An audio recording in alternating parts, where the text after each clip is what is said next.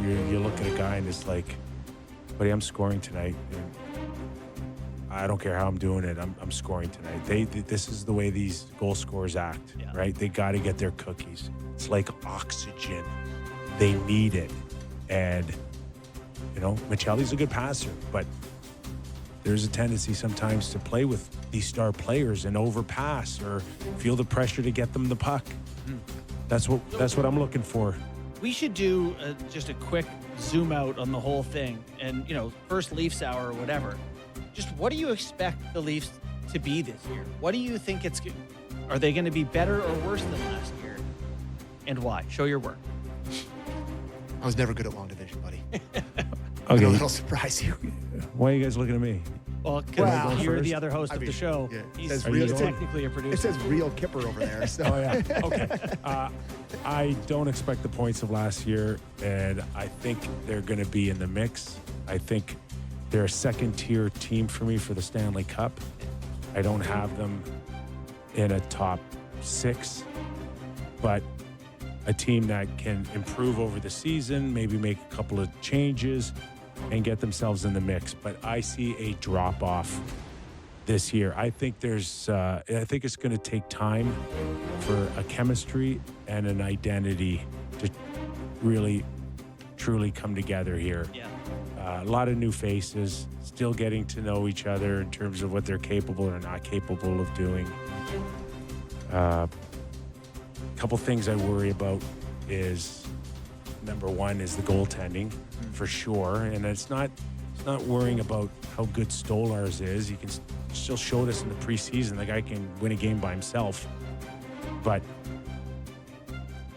there's the age factor and the wear and tear on his body and what it can do to him over the course of the season.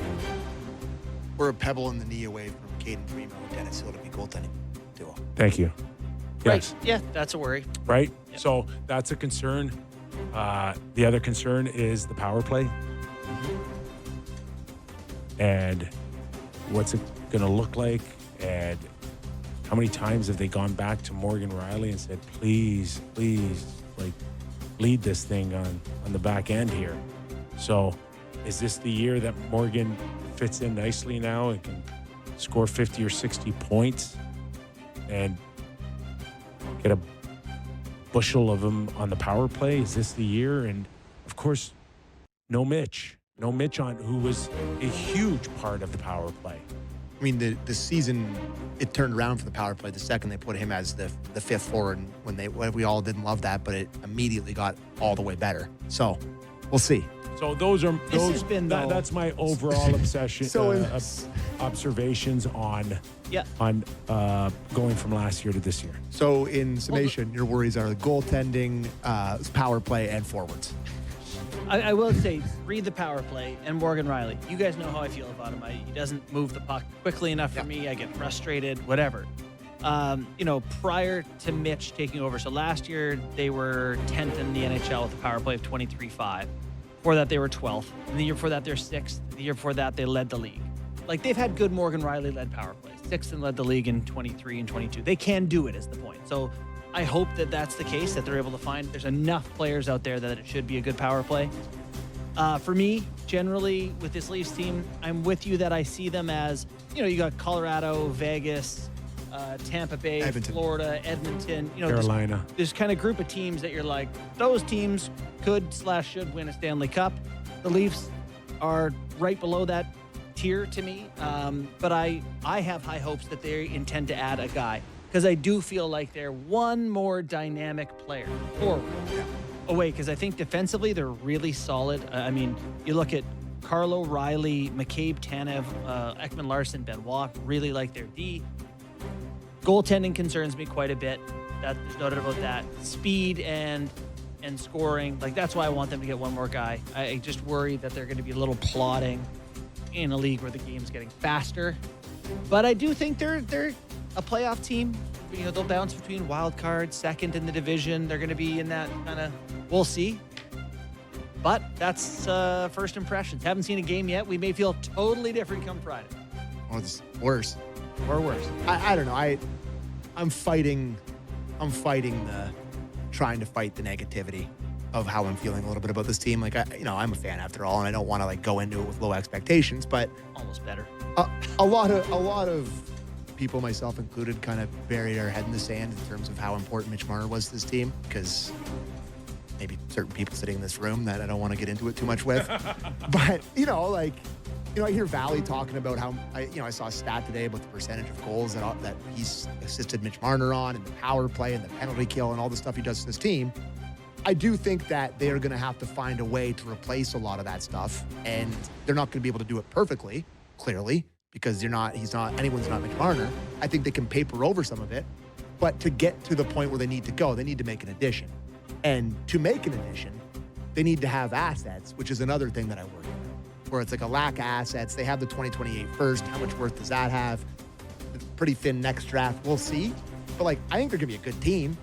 They have a lot of good players. I don't think they're going to stink, but I think they're going to be a lot different and maybe a little bit worse. People just want to just go to how do you replace 102 points? It's the from penalty Marner? kill. It's the power play. They're special teams. He's one of the He was really good special teams players. their best defensive player, No question.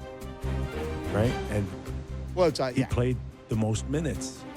Like if Berube or Sheldon ever needed 25 or 27 minutes out of anybody. All right, Jay, come on. We don't need the Mitch Marner highlights. If you needed 24, It's the 20, least. That was a turnover, though. That's great. No, thanks. You showed Right. us. and he can play 25 minutes, play 27 minutes. And that's ending periods in your own zone with a key face-off. That's the first guy Craig Berube put on the ice. Yeah. Totally. No, but not just Craig Berube. Sheldon Keefe and Mike Babcock did too. I do think there's a chance that some of those minutes, you have the chance to make some other people get them more involved and be like, okay, because the divide sometimes between the Leafs' top line or top six and the bottom was sometimes really stark. I wonder if some guys getting some more regular reps feel a little better, play a little better. But no, there's no doubt. Anytime you lose, elite player, you're not better. Yeah.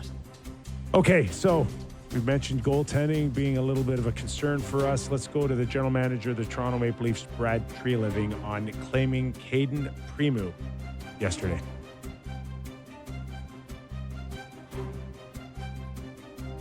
Clip one.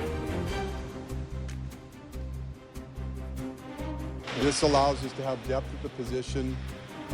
It allows us, if need be, for Dennis to come back and play. It allows him to keep playing. So really, at the end of the day, we felt it gave us depth at the position with Joe's absence right now, with a goaltender we like. And with Anthony, Caden, and Dennis, AA, we've got some depth there behind that. Double A. They're not even